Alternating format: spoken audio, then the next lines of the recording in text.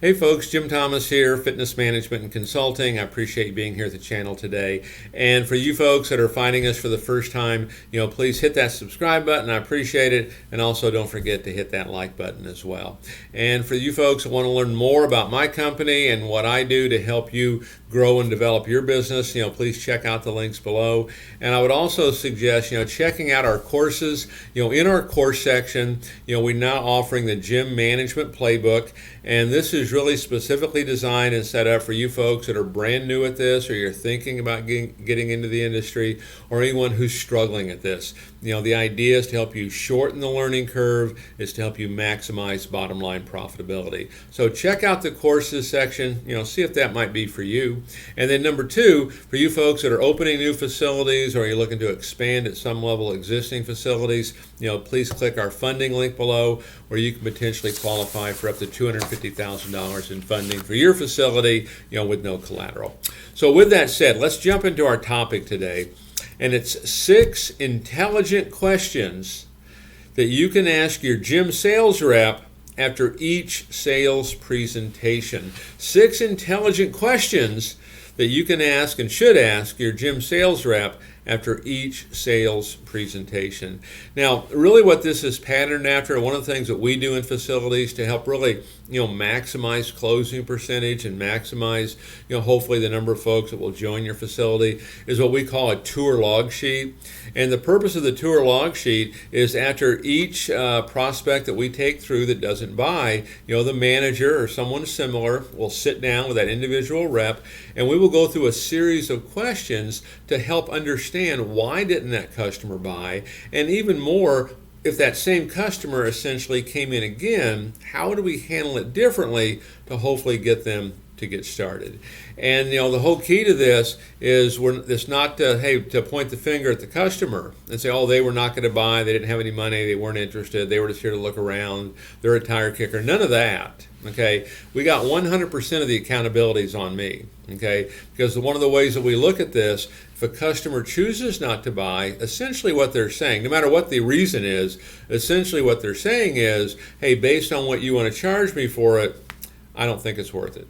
Okay, so these are intelligent questions that we want to sit down and ask our sales reps after each presentation. We need to get better every single time, because if we don't fix it, you're just going to keep repeating these same mistakes over and over.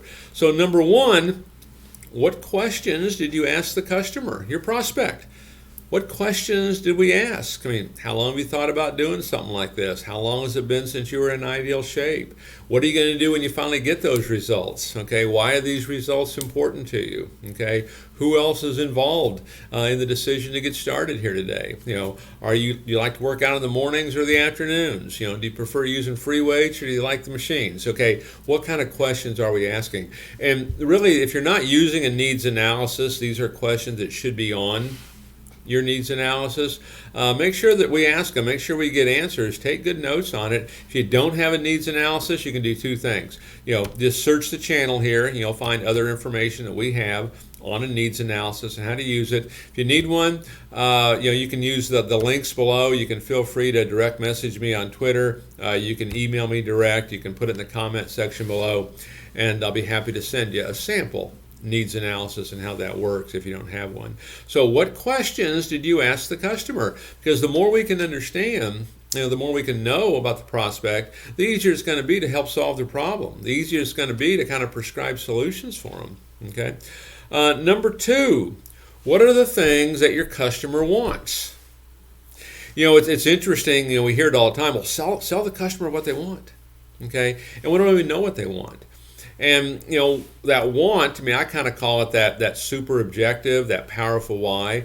The customer says, I want to lose 20 pounds, I want to firm up, I want to get back into shape. Mary, fantastic, we can help you do all that. Mary, tell me, why is that important to you?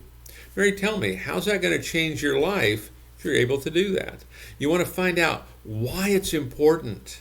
Okay, because if you don't find that out, there's such a tendency to go back to just selling features and selling price and kind of showing them around and leasing them space. So if we can't answer that question, it's probably a telltale sign of why you might have some difficulties.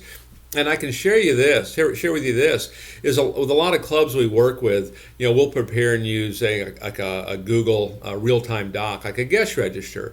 And we'll have, of course, the front desk. They'll put all the customer's information in. But then it's the salesperson's job to come back and kind of disposition this. Hey, here's their super objective. Here's, if they didn't buy, here's the reason why, that kind of thing. And so super objective, here it is, here it is, here it is, here it is. And then what's interesting, after about 2 weeks, all of a sudden that super objective is turned into just wants price, just wants to look around, just working out with a friend, has a free week. None of that is a powerful why.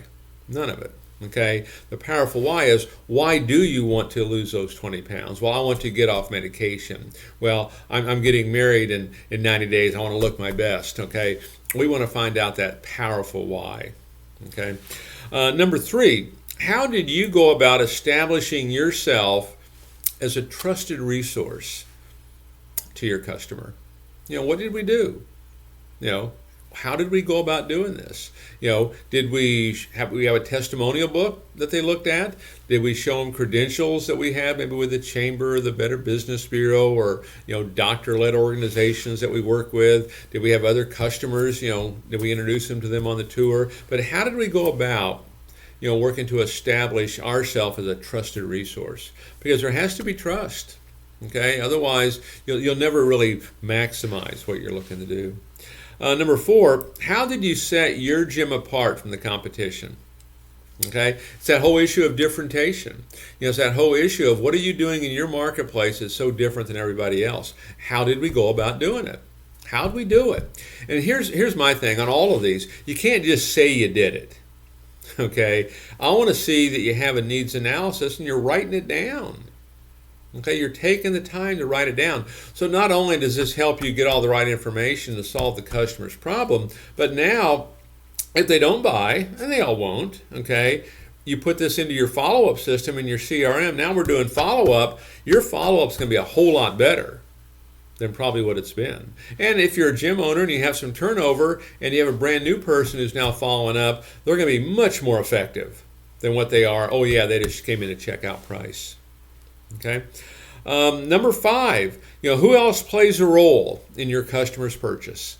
Who else plays a role in this? If anybody, maybe it's just them. Fine, let's find out. Okay, let's find out and write it down.